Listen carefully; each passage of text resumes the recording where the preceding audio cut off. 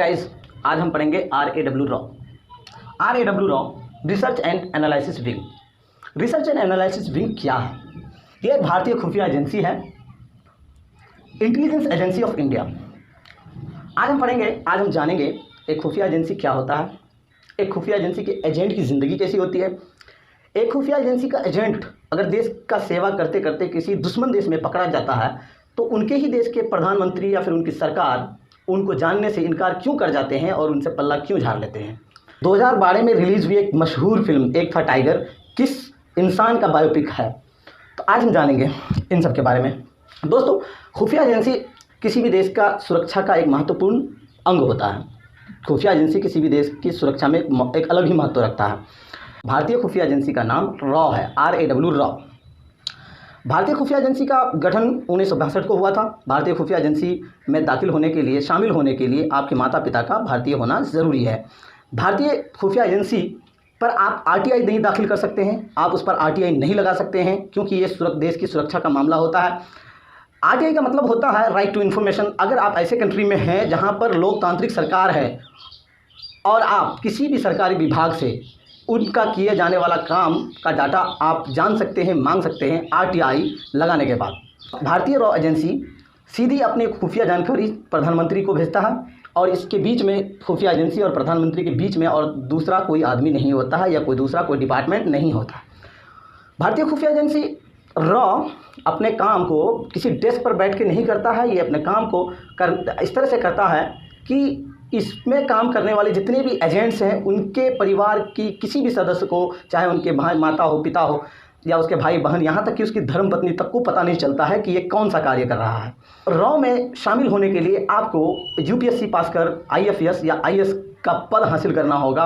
अच्छा खासा एक्सपीरियंस के बाद आपको रॉ अपने एजेंसी का एजेंट बना सकता है। खुफिया एजेंसी के जो एजेंट होते हैं उनको दुश्मन से लड़ने के लिए बंदूक नहीं दिया जाता है, वो अपनी तेज बुद्धि और अक्लमंदी का इस्तेमाल करके दुश्मन का सामना करता है। भारतीय खुफिया एजेंसी रॉ में शामिल होने के बाद या फिर दुनिया के किसी भी इंटेलिजेंस एजेंसी का जो एजेंट अपने दुश्मन कंट्री में अगर पकड़ा जाता है तो उनकी सरकार उनको जानने से इसलिए इनकार कर जाती है क्योंकि ये देश की सुरक्षा का मामला होता है और देश की अस्मिता का मामला होता है। इसीलिए देश की सरकार उनको पहचानने से इनकार कर जाती है ताकि देश की बदनामी ना हो या फिर दुश्मन कंट्री को ये पता ना चले कि ये एजेंट कहाँ से आया है। चलिए आज हम जानते हैं एक अजीम शख्सियत को, उसका नाम है रविंद्र कौशिक। चलिए आज जानते हैं भारतीय खुफिया एजेंसी रॉ में काम करने वाले एक तेज बुद्धि और बहुत ही बहादुर सिपाही या फिर इंटेलिजेंस एजेंसी का एजेंट रविंद्र कौशिक के बारे में। रविंद्र कौशिक का जन्म राजस्थान के गंगानगर गांव में एक पंजाबी फैमिली में हुआ था। उसका जन्म 1952 को हुआ था। रविंद्र कौशिक भारतीय खुफिया एजेंसी में शामिल होने से पहले एक स्टेज अदाकार थे।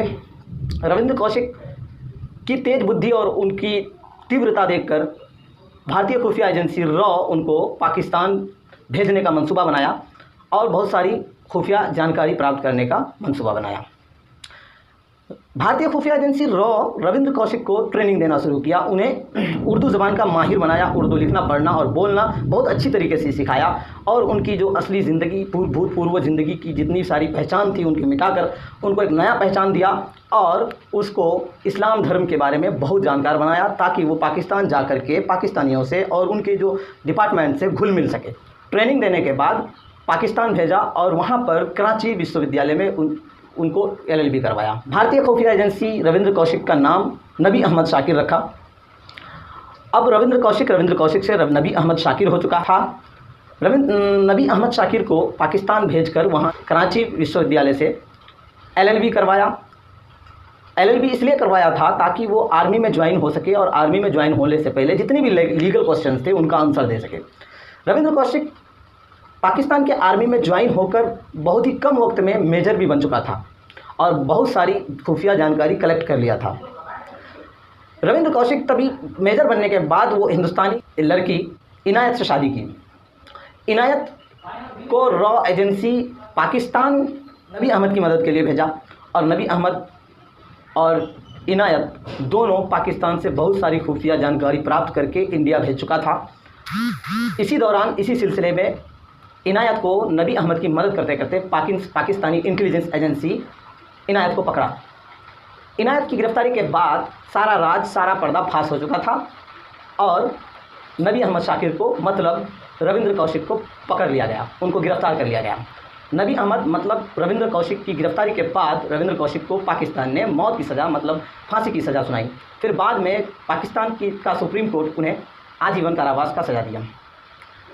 जेल में रविंद्र कौशिक की बहुत ही तबीयत ख़राब हुई, उनकी तबीयत बहुत ज़्यादा ख़राब हुई और आखिरकार नबी अहमद मतलब रविंद्र कौशिक की मृत्यु जो है हार्ट अटैक से हुई। जिस समय रविंद्र कौशिक पाकिस्तान में पकड़ा गया था उस समय इंदिरा गांधी जी की सरकार थी और इंदिरा गांधी जी ने रविंद्र कौशिक की बहादुरी देखकर उनको ब्लैक टाइगर का नाम दिया। 2012 में एक रिलीज़ हुई एक फिल्म एक था टाइगर, श्री रविंद्र कौशिक के जीवनी पर कथित है। हम उनको सत सत नमन और सलाम करते हैं। जय हिंद।